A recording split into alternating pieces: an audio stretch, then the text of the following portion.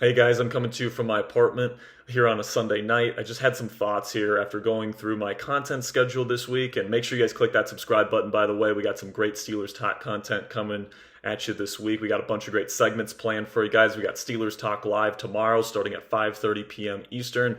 So don't miss any of that, guys. Click that subscribe button. But, I was going through my content plan here, and I've been just doing a lot of thinking about the Pittsburgh Steelers and the state of this franchise as we approach the 2025 offseason, which is really going to be a big one, guys, because whether you agree with it or not, this team certainly seems to be taking the posture of we're trying to win now. And, they're trying to be able to make the moves to be able to get this stupid monkey off their back, finally win at least one playoff game, and truly be in the category of true, legit NFL Super Bowl contenders.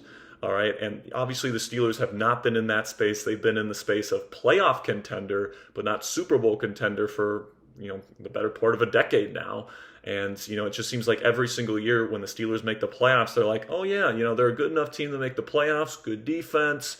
They take care of the football. They play good special teams, all this different stuff. And, they play the game hard, but they just don't have the extra level of talent and ability, especially on the offensive side of the ball, to take them to the next level and potentially win a Super Bowl. And, there's a lot of people on Steelers Twitter and, Steelers YouTube and, people in this community. And I think this is a perfectly valid take, by the way, where they just say, Mike Tomlin sucks. We suck. This is not going to work. Let's blow it up. Let's start over, and let's embrace a full rebuild. And I disagree with it, but I certainly see where those people are coming from, because it's like, man, it's been a long time since this team has won a playoff game, right? And it does beg the question: what do the Steelers need to do in order to get to that space where they are legitimately competing for championships again? Because obviously this is a franchise and a fan base that their expectation is to compete for Super Bowls every single year. And if we're being frank with each other here, this is, the standard has been lowered here in Pittsburgh over the last at least half decade, even up to a decade at this point, under the leadership of head coach Mike Tomlin.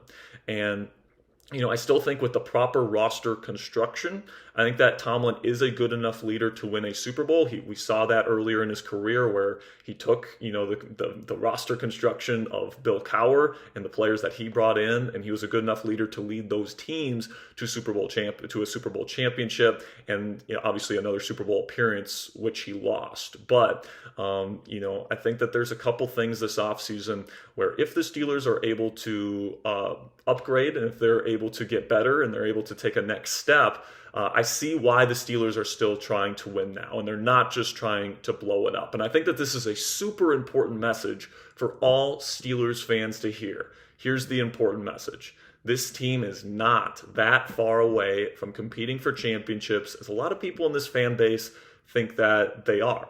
All right. And, I get that the frustration's building up, but, this is a team and a roster that I truly believe if you just do a couple of things and you upgrade a couple of areas this offseason, they're going to be able to get to that spot that, they've been so close to over the last several seasons. And if they do those things, I think that they could legitimately compete for an NFL championship next season. Now, maybe I'm just an idiot YouTuber that's coming up on here, and he's just a fanboy that wants to sell, he wants to sell you a bill of goods. It's just not true. I really hope I'm not drinking the hopium here. I'm trying to be as objective as I possibly can. But, as somebody that watches and covers this team every single day for a living, I truly believe that this team is just a couple of roster adjustments away from getting to where they want to be. And today I'm going to tell you just a couple of improvements that they need to make here in order to make that next step, to make that next jump, to truly be able to become a team that can start the season at 10-3, but also finish the season strong and win a playoff game instead of starting 10-3, losing 5 straight, and then losing in the playoffs, right? Because I just as Mike Tomlin likes to say, there's a fine line between squashing grapes and making wine in this business. And for those first 13 games of the season, the Steelers were making wine, and then all of a sudden they were squashing grapes. And there is a fine line there, but that fine line is what I think separates the Steelers, where they currently are, which is a playoff contender, versus where they want to be, which is Super Bowl contender. And I do think that the Steelers have the resources to get to where they want to go, because you look at the cap space that the Steelers are going to have this offseason, guys. They're going to have about $74 million in effective cap space this offseason to spend on veteran players. That's not even counting the draft guys. That's just $74 million in effective cap space heading into free agency. So you can make a big move at quarterback if you want. You can make a big move getting a big name wide receiver if you want. You can certainly sign another cornerback to pair with Joey Porter Jr. And then there's the opportunities in the draft. This is an excellent running back class in a year where the Steelers need to get a true number one running back. That opportunity is there for them this year. Then you get to the defensive tackle class this year. This might be the most depth-filled defensive tackle class in the history of the NFL draft. Steelers need to fill 2 defensive tackle spots. That's an awesome opportunity for Omar Khan this year in the draft, and then you can fill out the rest of the positions of need. You can draft another receiver. You can certainly draft a running back. You can draft certainly 2 defensive tackles. You can draft an inside linebacker to rotate in behind Patrick Queen and Peyton Wilson. You can draft another cornerback as well. I think that the needs that the Steelers have can so easily be addressed this year with the cap space that the Steelers have and the draft picks that they have at their disposal. All right, you look at the needs that the Steelers need.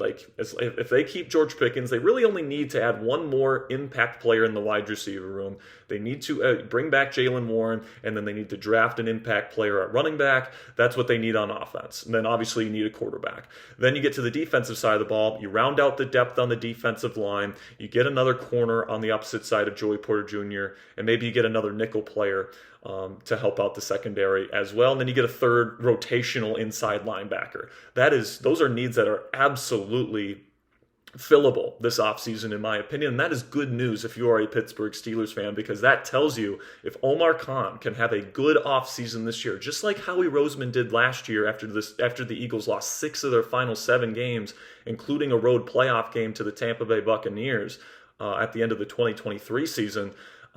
If Omar Khan, who comes from that Howie Roseman tree, by the way, has a good offseason this year and he gets these pieces right, which is absolutely something that I think Omar is capable of doing, this is a team that can absolutely, in my opinion, take that next step. And, like I said, I could be just drinking the opium here. I could just be like the idiot YouTuber, but I really don't think that I am, guys. I think that I'm somebody that, tries to come at these things with some level of objectivity, and I try to get you guys the best possible analysis from my perspective. But I think with the $74 million in effective cap, I think with the draft picks you have at your disposal this year, with the opportunities you're going to have in the quarterback market this year, I truly believe, if you get the right quarterback, if you get the right wide receiver, running back, and then you get the right corner to put on the opposite side of Joey Porter Jr., make the right picks at defensive tackle, I think that all those things are doable for the Pittsburgh Steelers this year. And if you do those things, the Steelers are going to be, able to do some good things in 2025. Now, there is one thing that concerns me heading into 2025 that I want to talk about with you guys this evening. That's the offensive line, because, I think that the 2025 season for the Pittsburgh Steelers completely rests on the shoulders of that unit.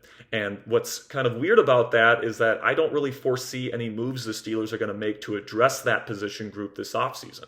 They've already made a ton of investment on that group, where 4 of the 5 projected starters next year are going to be either in their 2nd or 3rd NFL season. So they've obviously drafted 2 first-rounders at tackle. You've got a 2nd-rounder at center, and then you spent another draft pick on Mason McCormick, who they really believe in.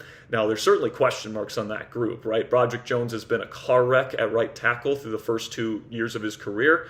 They're hoping that the move back over to left tackle, where he played his college ball, where he played his high school ball, is going to be a good one for him. He's going to get more comfortable, and his first-round pedigree is going to show.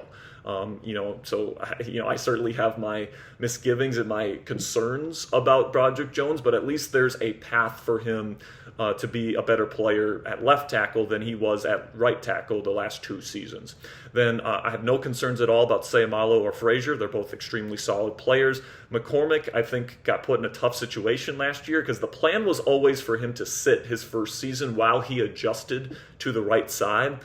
playing right guard, but because of the injury to James Daniels, he had to be inserted prematurely, and we saw some of the struggles that he had down the stretch. Now, I still think McCormick has incredible functional strength, and he's got the athleticism to play in this style of offense.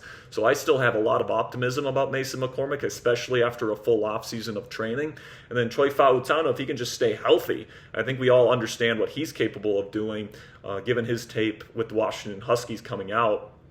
I loved his tape coming out. I have no concerns about him other than injuries, but the injury stuff is pretty concerning. And, I understand why people don't have an optimistic view of this offensive line, because Pat Meyer is returning, right? Pat Meyer has not done a good job as the offensive line coach here in Pittsburgh. So if your take is, man, I really just don't believe in this offensive line because Pat Meyer is being retained, I can't necessarily disagree with you on that. And, it's certainly a possibility at this point that this offensive line disappoints again next year. And if that's the case, they can make whatever moves they want at quarterback. They can make whatever move they want at running back. They can make whatever move they want at wide receiver. They can do whatever they want on defense this offseason. What's held this team back for years at this point is Mike Tomlin and this Steelers team have not been able to put together a fully complete offensive line.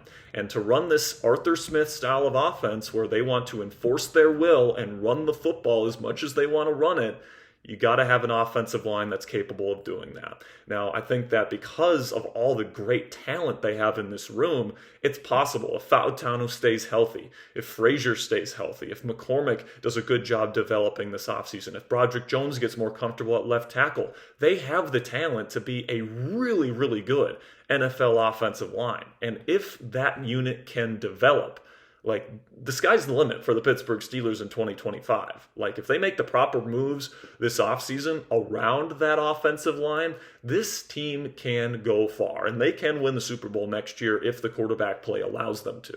All right?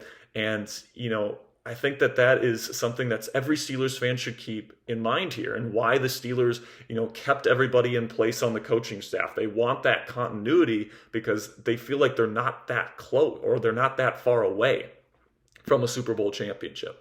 And, a lot of things do need to go right. I'll give you guys that. The offensive line needs to, do a good job developing and take that next step next year. You need to be able to hit on all the different moves you make in free agency. You got to get the right quarterback, got to get the right running back in the draft.